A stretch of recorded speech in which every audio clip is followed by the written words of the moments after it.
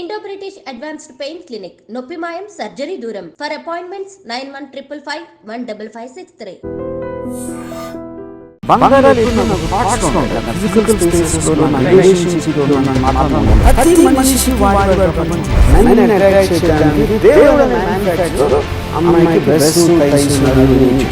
అబ్బాయిలకి అది మీకు నాకు ధైర్యం అంటే మీరు చెప్పండి.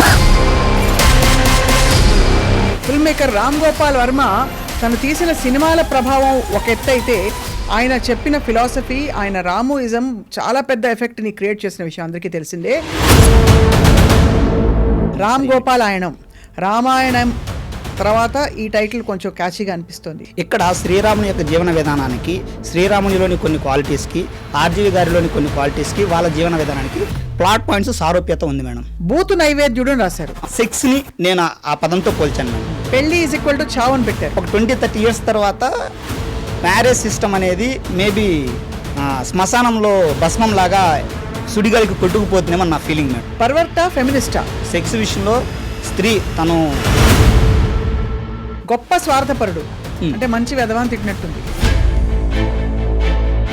సో ఈ పుస్తకం ఎవరెవరు చేరుతుందని అనుకుంటున్నారు? అంటే దీనివల్ల ఉపయోగం, ప్రయోజనం ఏంటి? ఎందుకంటే మనకి ఇప్పటికే వాట్కా విత్ వర్మ శ్రీరాశ్రీ గారు రాశారు, నా ఇష్టం పుస్తకం వచ్చింది. అండ్ అఫ్ కోర్స్ వర్మ మన కర్మ రేఖా పర్వతాలు రాసిన పుస్తకం. నేను ఇక్కడ ఎలా అయితే అర్థం చేసుకున్నానో అలానే నాకు ఆర్జీవి గారిని కలిసినప్పుడు కూడా అలానే అనిపించారు. విక్టరీకే క్రేజ్ తెచ్చిన ధీరుడు, వివాదాలతో ఎంటర్టైన్మెంట్ ఇచ్చే వీరుడు, కాంట్రవర్సీలకు కేర్ ఆఫ్ అడ్రస్ గాడు. నా దృష్టిలో రామ్ గోపాల్ వర్మ గారు ఒక సప్త సముద్రాలు లాంటి వారు మేడం. ఎవరైనా వచ్చి వాళ్ళకి కావాల్సిన నీళ్లు తోడుకొని ఉపయోగించుకోవచ్చు మేడం. ఇంత మీరు పొగిడారు, ఆయన ఒప్పుకున్నారా? సారు నన్ను రాముడితో పోల్చితే నన్ను ఇన్సల్ట్ చేసినట్టుగా ఫీల్ అవుతానని అన్నారు. గంజాయి వనంలో తులసి మొక్క ఆర్జీవి అన్నారు.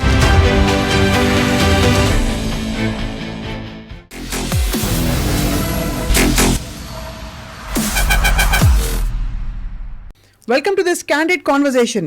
ఫిల్మ్ మేకర్ రామ్ గోపాల్ వర్మ తను తీసిన సినిమాల ప్రభావం ఒక ఎత్తు అయితే ఆయన చెప్పిన ఫిలాసఫీ, ఆయన రామోయిజం చాలా పెద్ద ఎఫెక్ట్ని క్రియేట్ చేసిన విషయం అందరికీ తెలిసిందే.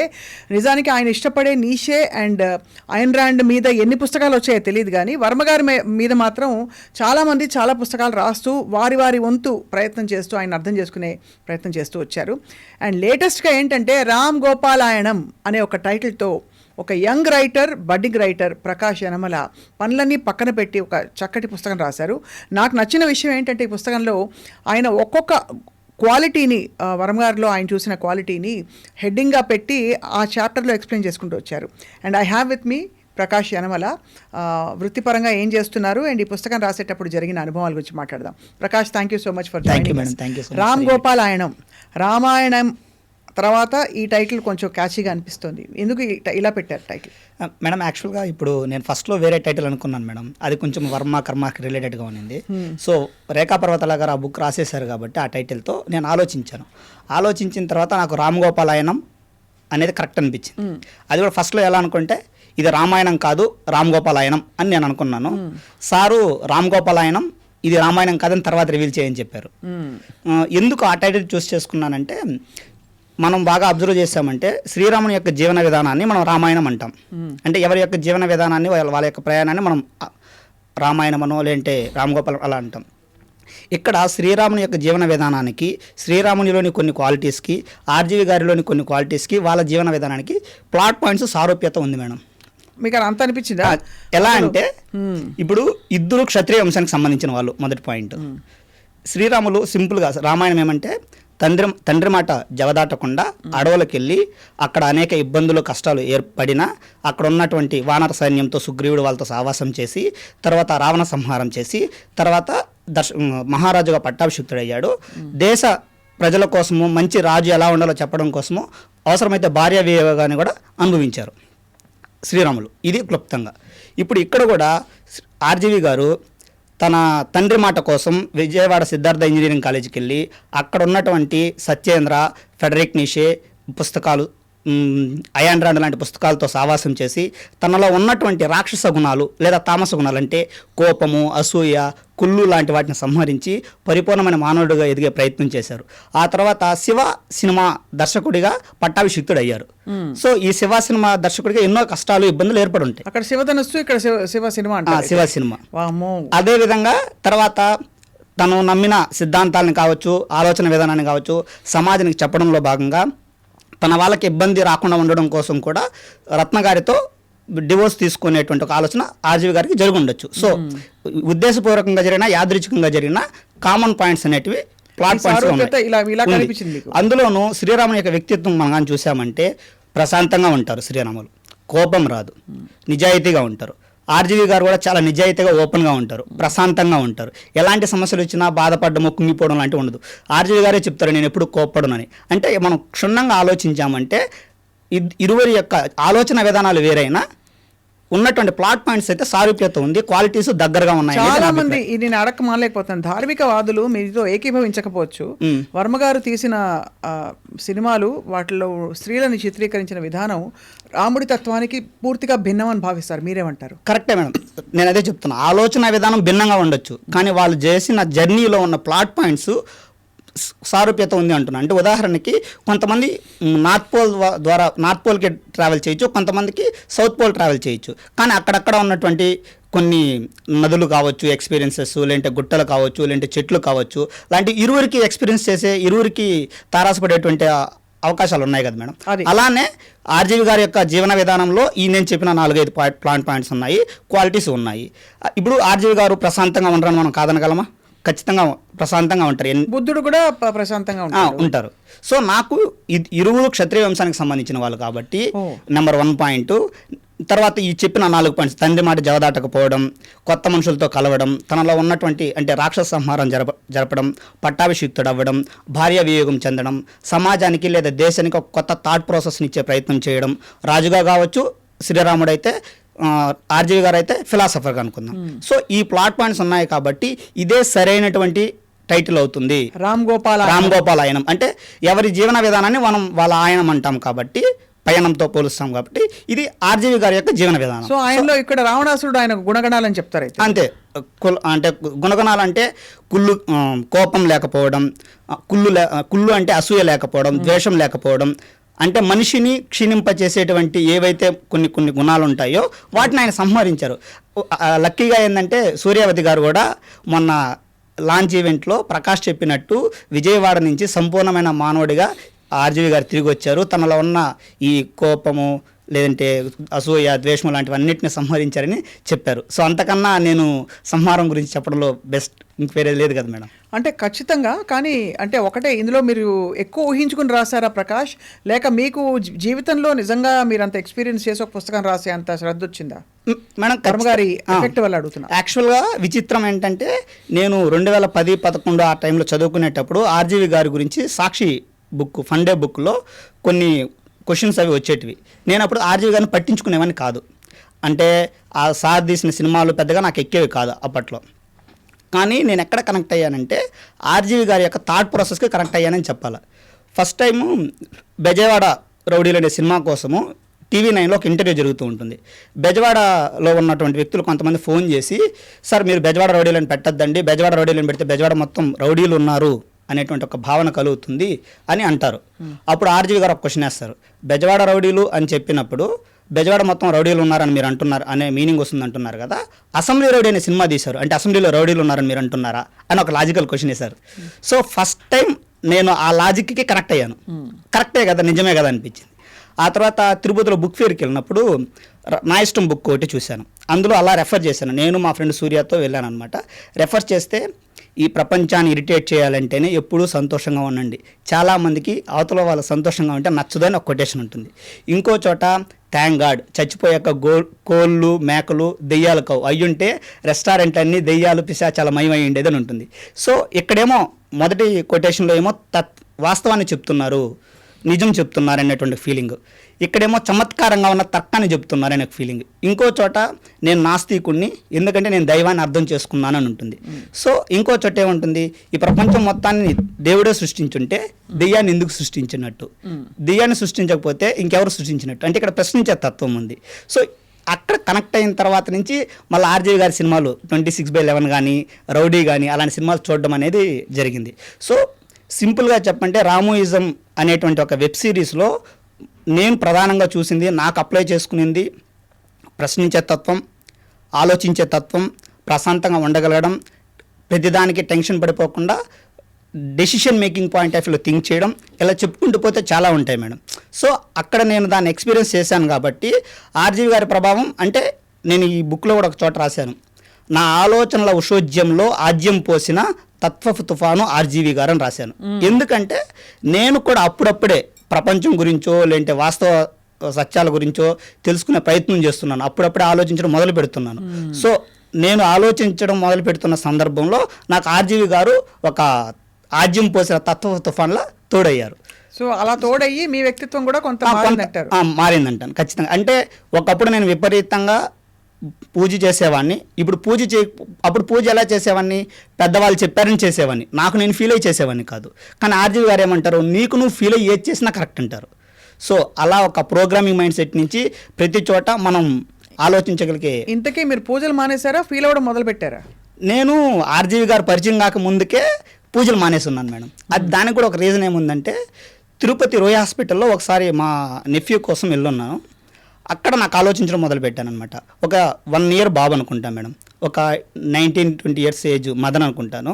బాబుని చూసి ఏడుస్తూ ఉంది, ఎందుకో తెలీదు, అది తను తలుచుకొని ఏడుస్తుంది. అప్పుడు నాకు ఫస్ట్ టైం అనిపించింది, ఖచ్చితంగా ఆమె ఒక బస్ స్టాండ్లోనో ఇంకో చోట ఉంటే హస్బెండ్ కొట్టారనో ఇంకేదో సమస్యను అనుకోవచ్చు.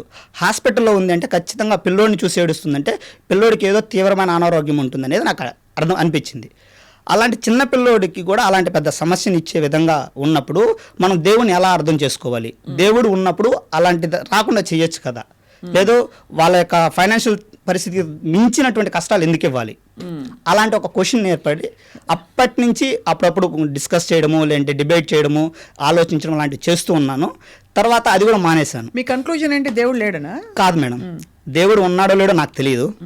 ఉన్నా లేకపోయినా మనకు పెద్దగా ప్రభావం ఉండదు. మన పని మనం నిజాయితీగా సిన్సియర్గా చేసుకుంటూ ఫలితం ఆశించకుండా ఉంటే జరిగేది జరుగుతుంది. అది పూజ అదే కదా. పూజ అన్నది మన పని మనం నిజాయితీగా చేసుకుని భగవంతుడి పట్ల మన ప్రేమని మనం చాటుకోవడం, మన భక్తిని మనం చాటుకోవడం. భగవంతుడు ఏదో మనకి తిరిగి ఇవ్వాలని అక్కడ ఇది రాస్తే, ఎందుకంటే భగవంతుడు ఎప్పుడు మనకి నీ కోరికలేని తీరుస్తాను కానీ నీ కష్టాలని నీకు అసలు కష్టం లేని జీవితం ఇస్తాను ఎక్కడ ఎవరు ప్రామిస్ చేయలేదు. కరెక్టే, మనం అన్వయించుకుంటున్నాం దేవుడు అలా ఉండాలని చెప్పి. కానీ దేవుడు కూడా ఎక్కడ మమ్మల్ని పూజించండి లేదంటే నన్ను పూజించని కూడా చెప్పలేదు. మనం నిజాయితీగా ఎందుకు, మీరు భగవద్గీత తత్వం అంతా అదే కదా. మీరు నన్ను శరణు కోరి నా దగ్గరకు అంటే నేను తప్పకుండా నిన్ను ఒక అంటే కనికరిస్తాను, నిన్ను అన్ని విధాలా వెలుగును చూపిస్తాననే కదా. కరెక్టే మేడం. అంటే దేవుడిని నమ్మి దేవుడి పూజలు చేస్తున్న వాళ్ళకి సక్సెస్లో ఉన్నాయి, ఫెయిల్యూర్స్ ఉన్నాయి. నమ్మకంగా ఉన్న వాళ్ళకి సక్సెస్లో ఉన్నాయి, ఫెయిల్యూర్స్ ఉన్నాయి. ఉన్నారో లేరో తెలియదు అని చెప్పే ఫర్ ఎగ్జాంపుల్ ఎండమూరి గారి లాంటి వాళ్ళకి కూడా సక్సెస్ఫుల్ ఫెయిల్యూర్స్ ఉంటాయి. సో మన పని మీద మనం శ్రద్ధ పెట్టడం ఇంపార్టెంట్. అంటే నా దృష్టిలో మేడం దేవుడు అనే కాన్సెప్ట్ని నేను ఎలా అర్థం చేసుకున్నానంటే, ఒక 1 year బాలుడు ఉంటాడు మేడం, తనకి నడవగలిగే శక్తి ఉందని పేరెంట్స్ గానో పెద్దవాళ్ళగా మనకు తెలుసు, కానీ తను నడవడానికి సంకోచిస్తాడు. అప్పుడు మనం చిన్న ఏలు ఇస్తాం, ఊతంలాగా పట్టుకోమని చెప్పిస్తాం. అప్పుడు ఆ ఏలు పట్టుకునే ప్రాసెస్లో నడిచే ప్రయత్నం చేస్తాడు ఆ పిల్లోడు. సో తనలో తనకు కాన్ఫిడెన్స్ లేనప్పుడు మనం ఇవ్వడం కోసం మనం అలా చేస్తాం. అలాంటి ఒక తత్వమే దైవతత్వం నా ఫీలింగ్ మేడం. మనలో మనకు ఒక నమ్మకం ఉంటే అప్పుడు దేవుడి గురించి మనం పూజించకపోయినా జరిగేది జరుగుతుంది అని నమ్ముతాను మేడం. ఫస్ట్ మనలో ఒక కాన్ఫిడెన్స్ని బిల్డప్ చేసుకోవడానికి దేవుడు ఒక పాజిటివ్ థాట్ ప్రాసెస్ ఇవ్వడానికి దేవుడు వచ్చి ఉంటుందని నేను నమ్ముతాను మేడం. మరి ఉన్నారా లేరంటే అది నాకు కూడా తెలియదు. నేనేమంటానంటే ఉన్నాడు అని వాదించినామంటే మూర్ఖులం అవుతాము, లేదు అని వాదించామంటే అజ్ఞానులు అవుతాము, తెలియని దాని గురించి మాట్లాడుతున్నప్పుడు. సో మన పని మనం చేసుకుంటూ పోవడంలోనే చాలా పని చేయడానికి, పూజ చేయడానికి, చేయకపోవడానికి, దేవుడిని నమ్మడానికి కనెక్షన్ లేదు. పని చేసుకోవచ్చు. నేనేం నమ్ముతానంటే పని చేసుకోవచ్చు, దేవుణ్ణి నమ్మాలి, మనకి చేతనైన పద్ధతిలో దేవుణ్ణి మొక్కాలి. మనం అది ఏ విధంగా మొక్కుతాం అన్నది అది మన మేడం. అంటే మనం ధ్యానం చేసుకుంటామా, జపం చేసుకుంటామా, మంత్రం చేసుకుంటామా, లేకపోతే పూజ కూర్చుని విగ్రహానికి ఆరాధన చేస్తామా అనేది అది వ్యక్తిగతం ఎవరికి వాళ్ళు. కానీ భగవంతుడు ఉన్నాడది వాస్తవం అని నేను నమ్ముతాను. అంటే ఇంత రాముయిజం చేసి అంటే ఇది నా స్వానుభవం మాత్రమే. భగవంతుడు భగవతత్వం ఉందని నేను నా స్వానుభవంలో నమ్ముతాను. వర్మగారు కూడా ఎప్పుడు దేవుడు లేడని చెప్పలేదు. దేవుడు ఉన్నా మన్ని పట్టించుకునే తీరిక లేదని చెప్తారు. అంతే మేడం, అంతే ఇంచుమింటు. మొత్తానికి ఇవి లోతైన టాపిక్స్. అయితే మీ పుస్తకం ఇస్తే ఒకసారి మీరు రాసిన గుణగణాల మీద నేను అడగదలుచుకున్నాను ప్రకాష్ కొన్ని మాటలు. మీరు ఈ శీర్షికలు పెట్టినప్పుడు ఇందులో ముందు మాట బైదవై నేను రాశాను. అవును మేడం, మీరు ఇది మర్చిపోయాను చెప్పడం ఫస్ట్లో ఇంట్రొడక్షన్లో. సో ఇందులో బూతు నైవేద్యుడు అని రాశారు. అవును మేడం. అంటే ఏంటి అర్థం? తిట్టారా, పొగిడారా, ఏం చేస్తున్నారు? ఇప్పుడు బూతు నైవేద్యుడు అంటే ఆర్జీవి గారే తను బూతు అంటే ఇక్కడ మనం చూడాల్సింది ప్రపంచంలో వాడే భూత పదాలుగా కాకుండా సెక్స్ని నేను ఆ పదంతో పోల్చాను మేడం. ఆర్జీవి గారు సెక్స్ని రెస్పెక్ట్ చేస్తారు, సెక్స్ని చాలా గౌరవంగా చూస్తారు. సో ఇక్కడ నైవేద్యుడు ఎందుకంటే దాన్ని పాజిటివ్ దృక్పథంలో చెప్పే ప్రయత్నం చేస్తారు. దాన్ని నువ్వు నార్మల్గా చూడాలి, గ్రేట్గా చూడాలి, అదేదో తక్కువైందిగా చూడకూడదు అని చెప్పే ప్రయత్నం చేస్తారు. సో అందులో భాగంగానే ఆ చాప్టర్లో ఏమేమి డిస్కస్ చేశానంటే సార్ చెప్పినటువంటి పోర్న్కి సంబంధించిన విషయాలు కావచ్చు, లేదంటే సెక్స్కి సంబంధించిన విషయాలు కావచ్చు, ఎలా చూడాలనేటువంటి ఒక తత్వం. అంటే ఎగ్జాంపుల్కి మామూలుగా మనము వ్యక్తిత్వం అనేది మనసుకు సంబంధించింది కదా మేడం. అప్పుడు ఎవరో ఒకరు ఏదో ఒక సెక్స్ పట్ల ఒక అభిప్రాయం, ఒక యాక్టివిటీ చేస్తే మనం వాళ్ళని తక్కువగా చేసి చూస్తాం. ఎవరు తక్కువగా చేయరు చాలా వరకు సొసైటీలో అప్రస్తుతంగా అనవసరంగా దాని రాసింది ఏంటంటే వ్యక్తిత్వం అనేది మనసుకు సంబంధించిందా శరీరానికి సంబంధించిందా అనుకుంటే మనసుకు సంబంధించింది. సో వ్యక్తిత్వం మనసుకు సంబంధించిందని మనం భావించినప్పుడు ప్రాసిక్యూటర్ని కూడా మనం గౌరవించగలుగుతాం. అవును. సో అలా చెప్పడంలో భాగంగా దాన్ని అలా రాశాను. మీ ఆలోచన అర్థమైంది. అంటే మీరు ఇంత ధైర్యంగా ఇలాంటి టైటిల్ పెట్టడం అనేది విశేషమే. అది కరెక్ట్గా యాప్ట్ అవుతుంది కాబట్టి పెట్టాను మేడం. ఏదో పెట్టేయాలని పెట్టకుండా మనం పెట్టిన దాంట్లో ఒక అర్థం ఉండాలి అని. పెళ్లి ఈజ్ ఈక్వల్ టు చావు అని పెట్టారు. అవును మేడం. సో అది మరి మీరు పెళ్లి చేసుకుంటారా లేదా ఇంతకీ చెప్పండి. నేనా మేడం? పెళ్లి చేసుకుంటాను మేడం. కానీ ఇక్కడ ఉద్దేశం ఏంటంటే పెళ్లి ఈక్వల్ టు చావు అనేది ఆర్జీవి గారి యొక్క ఒపీనియన్. నేను ఈ పుస్తకంలో ఏం చేశానంటే ఆర్జీవి గారు ఎలాంటి భావాలను వ్యక్తపరిచారు, లేదంటే ఎలాంటి ఒక ఆలోచన విధానాన్ని సమాజానికి ఇచ్చారు, ఎలాంటి కామెంట్లు చేశారనే వాటిని మనం ఎలా అర్థం చేసుకోవాలి, వాటిని మన జీవితానికి ఎలా అప్లై చేసుకోవాలి, అప్లై చేసుకుంటే మనకి ఎలాంటి ఉపయోగాలు ఉంటాయి అనేది చెప్పడంలో భాగంగానే నేను రాశాను. కాబట్టి సార్ చెప్పిన థాట్ ప్రాసెస్ని ఆ కామెంట్స్ని టైటిల్గానో పెట్టాను. ఇప్పుడు సార్ చెప్పింది పెళ్లి ఈక్వల్ టు చావు అని. సార్ ఎందుకు చెప్పారు, అందులో ఉన్న వాస్తవాలు ఎంతవరకు నిజం ఉన్నాయి, ఎంతవరకు లేవు అనే దాన్ని ప్రస్తావించి ఎవరి ఇష్టం వాళ్ళది అన్నట్టుగా మళ్ళీ ఇచ్చాను మేడం. అది ఎవరి వ్యక్తిగతం వాళ్ళది. అవును. కానీ సారు ఆ అభిప్రాయంలో ఎందుకు పెళ్లి ఈక్వల్ టు చావు అనేదానికి నేను ఒక డెఫినేషన్ ఇచ్చి చెప్పాను. నా పర్సనల్ ఒపీనియన్ ఏంటంటే మేడం, ఈ బుక్లో కూడా రాశాను, ఒక 20-30 ఇయర్స్ తర్వాత మ్యారేజ్ సిస్టమ్ అనేది మేబీ శ్మశానంలో భస్మం లాగా సుడిగాలికి కొట్టుకుపోతుందేమో నా ఫీలింగ్ మేడం. మీ ఫీలింగ్ అంటే కాలక్రమంలో లివ్ ఇన్ రిలేషన్షిప్స్ లేదు స్వేచ్ఛాయుత జీవన విధానాలు ఇంకా పుంజుకుంటాయని మీరు అంటున్నారు, అంతేనా? అవును మేడం. ఓకే. పర్వర్టా ఫెమినిస్టా? పర్వర్టా ఫెమినిస్టా అని ఇక్కడ ఎందుకని అంటే సారు స్త్రీల పట్ల స్త్రీలను ఉద్దేశించి చేసిన కామెంట్లలో చాలామంది పర్వర్ట్గా చెప్పుకునే ఫెమినిస్ట్ అనో లేదంటే ఫెమినిస్ట్గా చెప్పుకునే పర్వర్ట్ అనో చూసుంటారు మేడం. యాక్చువల్గా సార్ ఏంటి పర్వర్టా ఫెమినిస్టా అంటే నా ఉద్దేశం ప్రకారం ఫెమినిస్ట్ మేడం. ఫెమినిస్ట్కి ఎగ్జాంపుల్ సార్ చెప్పిన మాటలు చెప్పాలంటే స్త్రీ తనకు నచ్చినట్లు ఎలా కావాలంటే అలా బ్రతకగలిగే స్వేచ్ఛని గౌరవాన్ని ఇవ్వడం సార్ చెప్పే పాయింట్ ఆఫ్ వ్యూలో. సో అందులో భాగంగా సార్ ఏమంటే అట్ ద అట్మోస్ట్ లెవెల్లో ఏం చెప్తారంటే సెక్స్ విషయంలో చెప్తారు. సెక్స్ విషయంలో స్త్రీ తను నలుగురితో ఉంటుందా, 10 మందితో ఉంటుందా, ఒక్కరితో ఉంటుందా అనేది తన వ్యక్తిగతము అని చెప్తారు. ప్రాసిక్యూటర్గా రెస్పెక్ట్ చేయాలని చెప్తారు. రీసెంట్గా సుప్రీంకోర్టు కూడా సెక్స్ వర్కర్స్ని ఒక ప్రొఫెషనల్గా గుర్తించాలని చెప్పి స్టేట్మెంట్ ఇచ్చింది. సో ఇప్పుడు ఆర్జీవి గారు ఒక 10 సంవత్సరాల ముందు చెప్పిన స్టేట్మెంట్ని ఇప్పుడు సుప్రీంకోర్టు కూడా చెప్పినట్టే కదా మేడం. సో అంటే ఆ విధంగా ఆర్జీవి సార్ అనేది నా దృష్టిలో ఫెమినిస్ట్, నాట్ ఏ పర్వర్ట్. అది గొప్ప స్వార్థపరుడు అంటే మంచి వెధవాన్ని తిట్టినట్టుంది. అయ్యో లేదు మేడం, స్వార్థము చెడు క్వాలిటీ ఎందుకు అవుతుంది మేడం? కాదంటారు. అంటే ఎగ్జాంపుల్ చెప్తాను మేడం, ఇందులో ఇచ్చిన ఎగ్జాంపుల్ చెప్తాను. అనిల్ అంబానీ గారు ఉన్నారు. అంటే స్టార్టింగ్లో అంబానీ గారు ఒక చిన్న వ్యాపారం స్టార్ట్ చేసి ఉంటారు. ఉదాహరణకి ఒక 10 లక్షల రూపాయలు ఇన్వెస్ట్మెంట్ పెట్టి ఒక వ్యాపారం స్టార్ట్ చేశారు అనుకుందాం. సంవత్సరం తిరగగానే వాళ్ళకి ఒక 20 లక్షల లాభం వచ్చింది అనుకుందాం. మానవతా దృక్పథంతోనో సేవా దృక్పథంతోనో తన దగ్గర పనిచేసే 20 మందికి లక్ష ఇచ్చేస్తున్నారు అనుకోండి, ఖచ్చితంగా చాలా గొప్ప వ్యక్తి అవుతారు, సేవా తత్పరత ఉన్న వ్యక్తో లేదంటే సహాయం చేసే గొప్ప లక్షణం ఉన్న వ్యక్తి అవుతారు. కానీ ఆయన అలా చేయకుండా తన స్వార్థం కోసము ఇంకొక బ్రాంచ్ ఓపెన్ చేయడము, ఇంకొక మార్కెటింగ్ చేయడము, ఇంకోటి చేయడం చేశారు. ఆ స్వార్థం వల్ల ఒక ప్రపంచంలోనే చాలా పెద్ద రిలయన్స్ సామ్రాజ్యం ఏర్పడింది. తద్వారా కొన్ని లక్షల మందికి ఉద్యోగాలు వచ్చాయి, చాలా లక్షల మంది ఇంకా కోటీశ్వరులు లక్షాధికారులు అయ్యారు. సో ఇప్పుడు వచ్చిన డబ్బుల్ని ఫ్రీగా పనిచేయడం ఉత్తమమా, లేదంటే తద్వారా యూస్ చేసి తన స్వార్థం పొందుతూ మిగతా వాళ్ళకి ఉపాధి అవకాశం కల్పించడం ఉత్తమమా అనే యాంగిల్ ఆలోచిస్తే ఆర్జీవి సార్ ఈ పాయింటే చెప్తారు. స్వార్థంగా బతకమంటే ఉద్దేశం ఏంటి, నువ్వు స్వార్థంగా బతకమంటే తద్వారా సమాజం కూడా డెవలప్ అవుతుందని చెప్తారు. సో దాన్ని ఇక్కడ నేను ప్రస్తావించాను మేడం. నిహిలిస్ట్ అంటే దేన్ని నమ్మని వ్యక్తి అని అర్థం మేడం. అంటే వేటిని నమ్మరు, శూన్యవాది అనేటువంటి ఒక తత్వం మీనింగ్లో వస్తుంది. ఇక్కడ ఆర్జీవి గారు వేటిని నమ్మరు, దేశభక్తి నమ్మరు, ప్రేమ నమ్మరు, అభిమానం నమ్మరు, తల్లిదండ్రులు నమ్మరు, ఏది నమ్మరు. చివరికి ఒక్కోసారి నేను కూడా సీరియస్గా తీసుకుని చెప్తారు. సో ఇక్కడ నా ఉద్దేశంలో ఏంటంటే ఆర్జీవి గారు నమ్మకపోవడం గురించి చెప్తున్న దాంట్లో మూఢనమ్మకాలు నమ్మడం వల్ల లేదా మూఢనమ్మకాలని మనం చాలా సీరియస్గా తీసుకోవడం వల్ల మనకి ఎలాంటి సమస్యలు ఉంటాయి అని చెప్పే ప్రయత్నం చేశాను మేడం.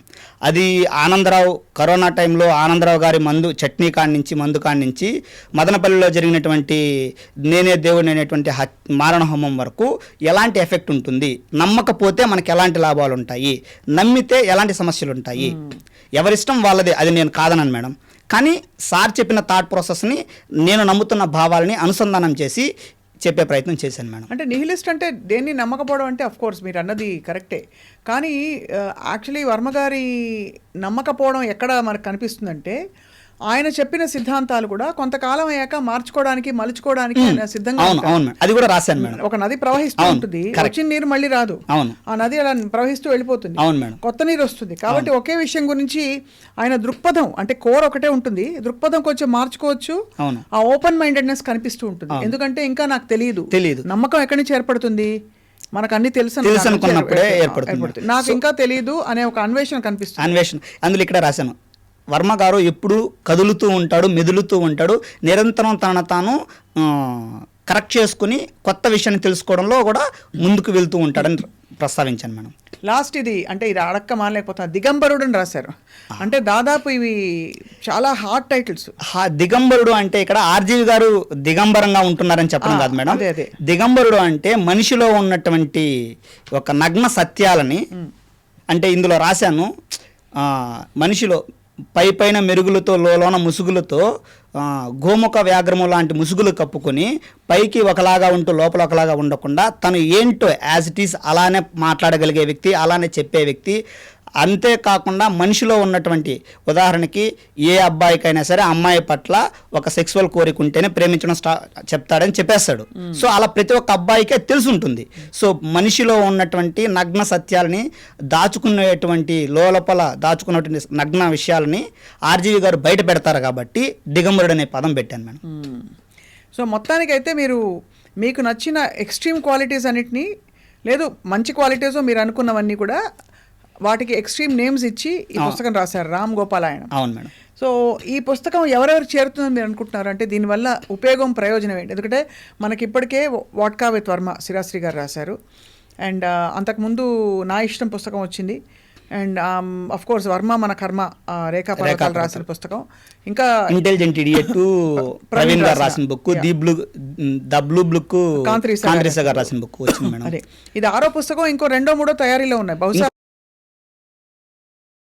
గిన్నెస్ బుక్లో ఒక వ్యక్తి మీద ఎక్కువ శాతం నంబర్ ఆఫ్ పుస్తకాలు వచ్చింది. దీనిలో మరి ఇది నమోదు అయిపోతుందేమో అనిపిస్తుంది. చెప్పలేం మేడం, చెప్పలేం.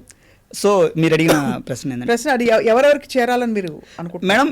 నేను ఇక్కడ ప్రధానంగా ఈ బుక్ యొక్క ఉద్దేశం ఏంద్రా అంటే ఆల్రెడీ ఆర్జీవి గారిని పాజిటివ్ కోణంలోనో లేదంటే ఆర్జీవి గారు చెప్పిన విషయాల్ని తార్కిక కోణంలోనో వాస్తవ కోణంలోనో అర్థం చేసుకున్న వాళ్ళకి కాకుండా ఎవరైతే అంతకుముందుకు నెగిటివ్గా చూసుంటారో, ఎవరైతే అంతకుముందుకు ఒక వితండవాదిగానో విచిత్రమైన వ్యక్తిగానో పర్వర్ట్గానో చూసుంటారో అలాంటి వాళ్ళకి అంతో ఎంతో ఒక పాజిటివ్ దృక్పథాన్ని కలిగించే విధంగా ఈ బుక్ అయితే ఉపయోగపడుతుందని నేను అనుకుంటున్నాను మేడం. అండ్ ఇది ఒక బుక్ రాయడం మామూలు విషయం కాదు.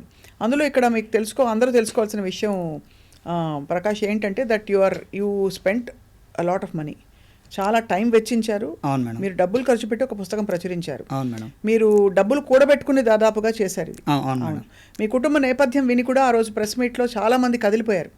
అమ్మ వాళ్ళు ఎంత సింపుల్గా, అంటే పూర్తి కుటుంబం వ్యవస్థలో ఉండి సమాజ వ్యవస్థలో ఉండే వ్యక్తుల్లా కనిపించారు. అవును అవును మేడం. మీరు ఆ కట్టలు తెంచుకుని ఇది సాహసోపేతంగా ముందుకెళ్ళారు. అవును మేడం. సో ఏం చెప్పదలుచుకున్నారు, అసలు ఏమిటి మీ కుటుంబ నేపథ్యం?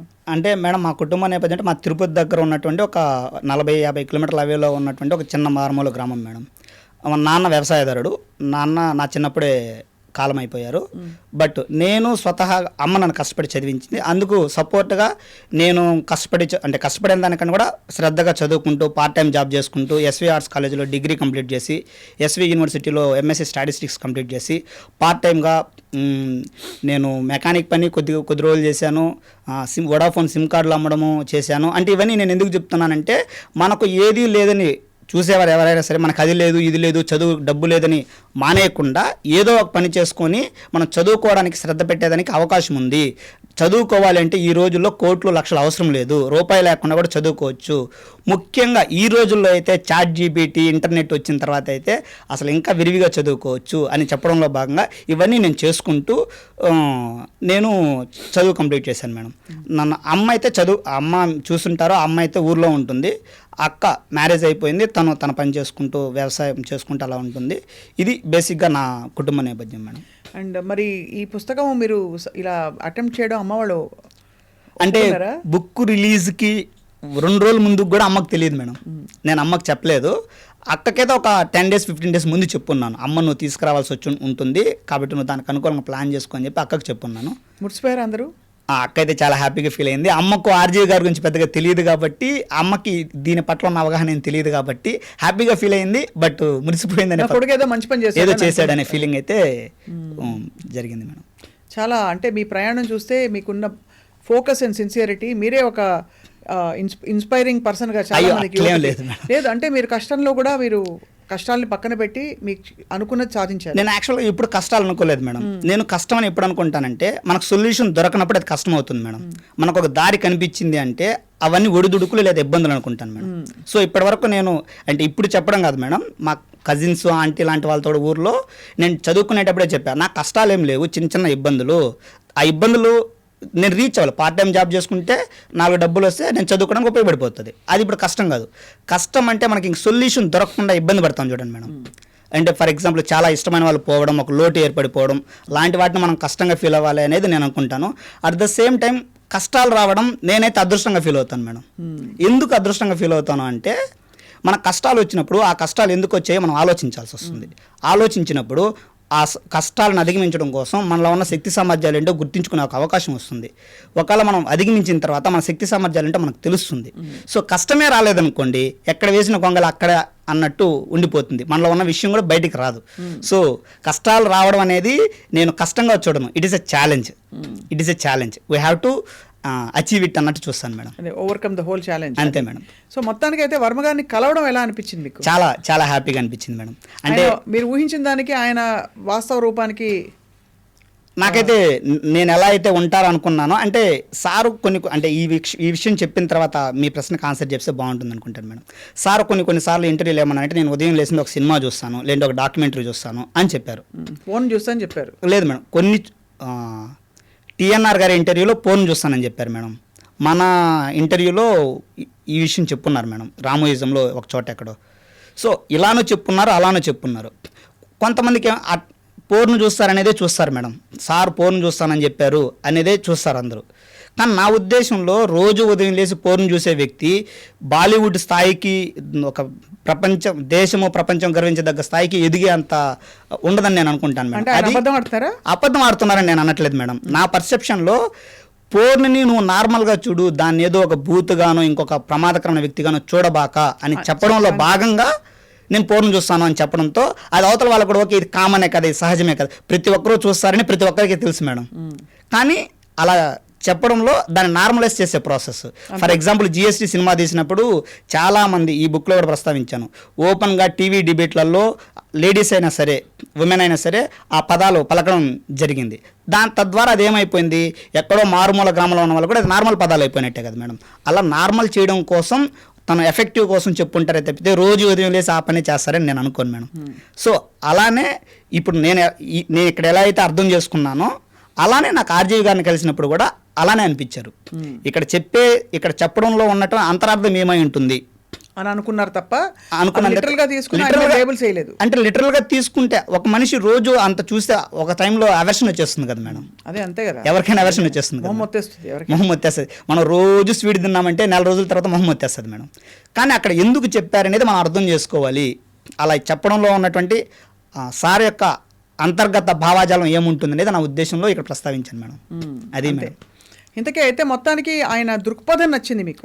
అదే మేడం, దృక్పథం. అది కూడా నాకు ఎందుకు దృక్పథం నచ్చినా కానీ బుక్ రాయాలనిపించిందనే ప్రశ్న వేసుకుంటే, నాకు స్వతహాగా చిన్నప్పటి నుంచి కొన్ని కవిత్వాలు రాసుకోవడము, కొన్ని పాటలు రాసుకోవడము, అలాంటివి అలవాటు ఉండేది మేడం. సినిమా అంటే చిన్నప్పుడు స్కూల్లో డ్రామాలు వేయడము, కాలేజీలో ఏదైనా డైలాగ్ ఫెస్టివల్స్ ఉన్నప్పుడు డైలాగ్స్ చెప్పుకోవడం, సినిమా డైలాగ్స్ చెప్పుకోవడము, లేదంటే ఓన్గా రాసుకోవడం లాంటిది ఉండేది. అందులో భాగంగా మనం పాట ఒకటి రాద్దాం, ఆర్జీవి గారి మీద, ఆర్జీవి గారి యొక్క థాట్ ప్రాసెస్ని పాజిటివ్గా చెప్పే విధంగా, నేను ఎలా అర్థం చేసుకుని చెప్పే విధంగా పాట ఒకటి రాద్దామని నేను ఈ పుస్తకంలో మొదటి చాప్టర్ రాశాను మేడం. అది పాటగా రాసినప్పుడు పెద్ద పొయిటరీ అయిపోయింది. అందుకని ఇంకా పుస్తకం రాయాలని ఒకసారి ఆ పాట 2 లైన్లు పాడొచ్చు కదా ఇందులోనా మేడం?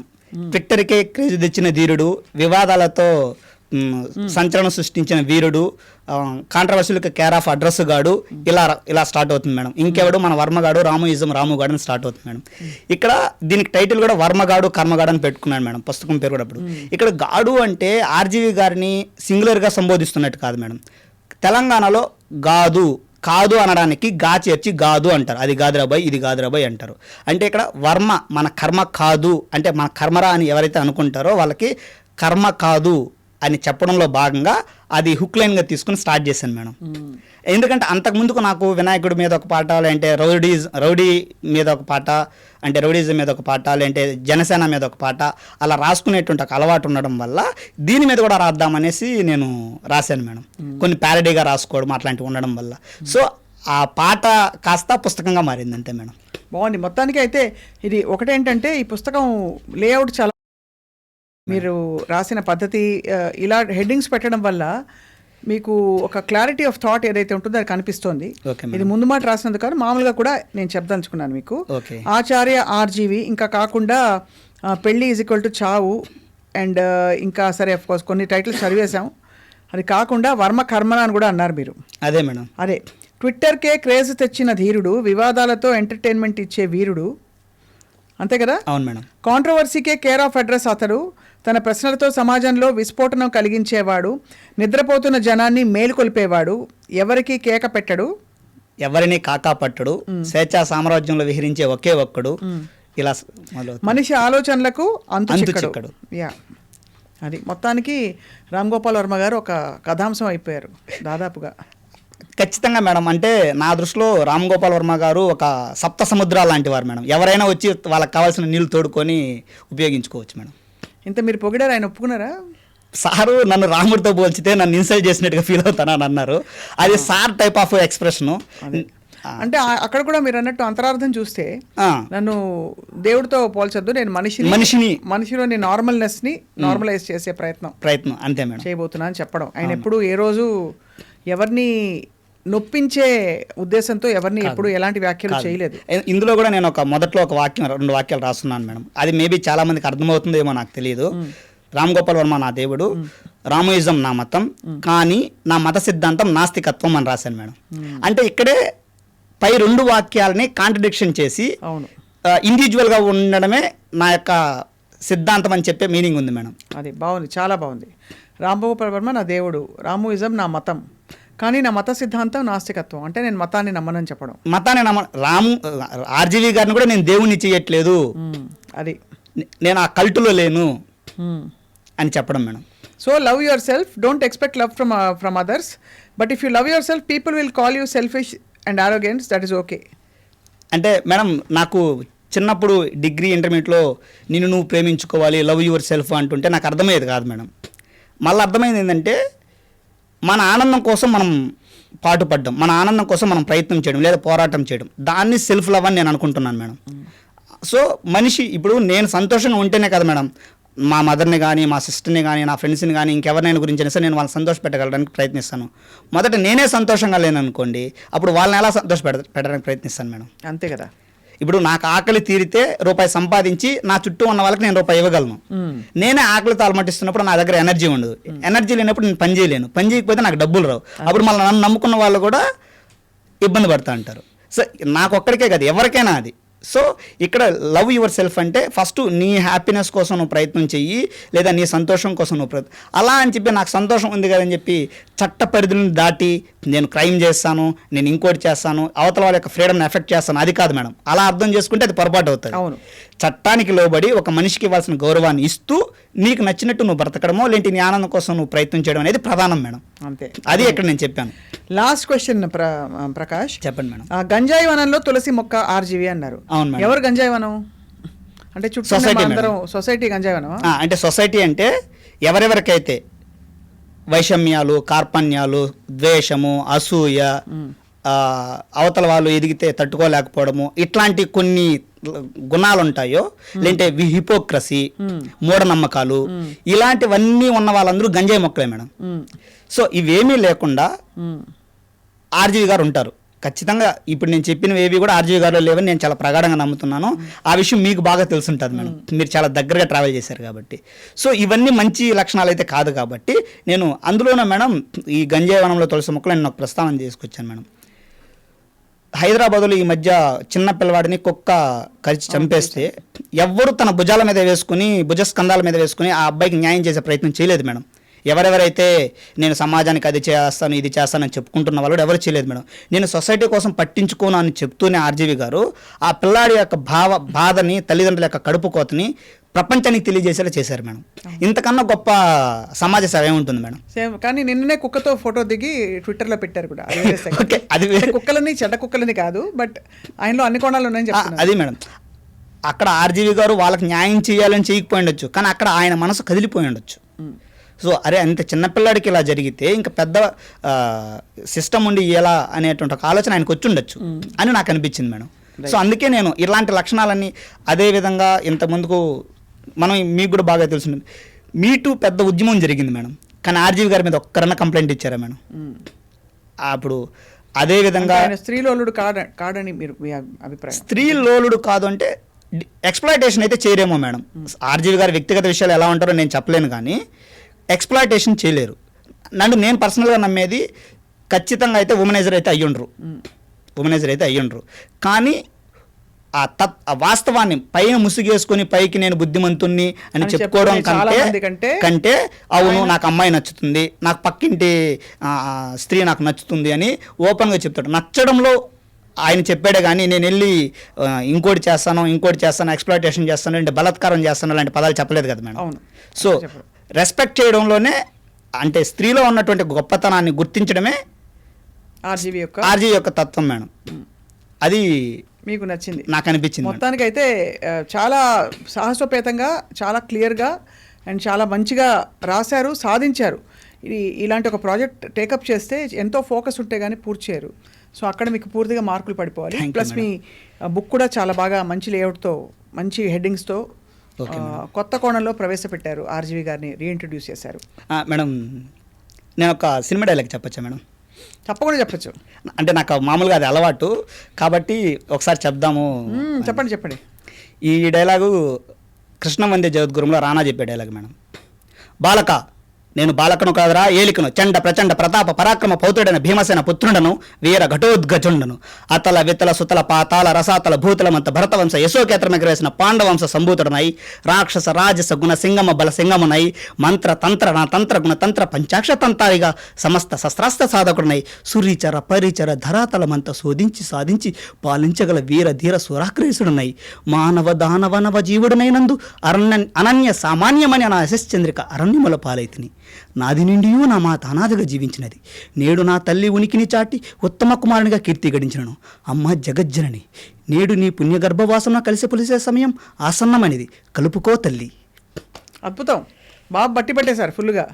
బట్టి కాదు మేడం, చాలాసార్లు ఆ డైలాగ్ చాలా ఇష్టం. అంటే నాకు ఈ పౌరాణిక డైలాగులు, పౌరాణిక సినిమాలు చాలా ఇష్టం కాబట్టి అవి చూస్తూ ఉంటాను మేడం. రాము గారు కూడా చాలా ఇష్టం. రాము గారు ఇది ఏమంటివి అది కానీ పాంచాలి పంచభద్రుక ఏమే ఏమేమే నీ ఉన్మత్త వికటట్టహాసము ఎంత మరో యత్నించిన మరుపున రాక హృదయ శల్యాభిమానములైన నీ పర్యాసారములే నా కర్ణపట్టములు వ్రయ్యలు చేయుచున్నవే. అహో క్షీర వారాసి జనిత రాక సుధాకర వరంశ సముత్పన్న మహోత్తమ క్షత్రియ పరిపాలిత భరత సామ్రాజ్య ధౌరేయుండనై నిజ భుజ వీర ప్రకంపిత చతుర్దశ భువన సురవరిణులకు శతసోదరులకు అగ్రజుండనై పరమేశ్వర ప్రసాదిత పరశురామ సద్గురు ప్రాప్త శస్త్రాస్త్ర విద్యాపారాయణకు ఆ రాధేయుండకు మిత్రుండనై మానధుడనై మనుగడ సాగించు నన్ను చూచి ఒక్క ఆడది పరిచారిక పరివర్ధయ్యే పగులుబడిన ఒకటియా. అహో తన పతులతో తుల్యుడునకు నన్ను భావగా సంభావింపక సన్మానింపక గృహిణీ ధర్మ పరిశ్చక్తయ్యి లజ్జా విముక్తయ్యి ఆ పాంచాలి పాతకి ఎట్ట ఎదటి ఏల గేలి చేయవలే. అవునులే, ఈ బైసిమరణ బామకు ఎగ్గేమి సిగ్గేమి ఇలా చాలా ఇష్టం. చాలా విషయం, చాలా కోణాలు ఉన్నాయి ప్రకాష్. మనం ఇంకోసారి ఒక మంచి ఒక సందర్భం చూసుకుని ఖచ్చితంగా పౌరాణిక నాటకాలని తిరగదోడి మాట్లాడుకుందాం. ఖచ్చితంగా మేడం. ప్రస్తుతానికి all the best for Ram Gopal Ayanam. అది పుస్తకం ఎక్కడ అందుబాటులో ఉంటుంది మనం? ఇది మేడం ఇది అమెజాన్లో అవైలబుల్లో ఉంది మేడం. తర్వాత విజయవాడ బుక్ ఫేర్లో లోగిలి పబ్లికేషన్స్, అజు పబ్లికేషన్స్లో కూడా అవైలబుల్లో ఉంది మేడం. నా ఫోన్ నెంబర్కి నాది 9966060693 మేడం. సో అవైలబుల్ ఉంటుంది madam. All the best and thank you very much for your time. Thank you so much, madam.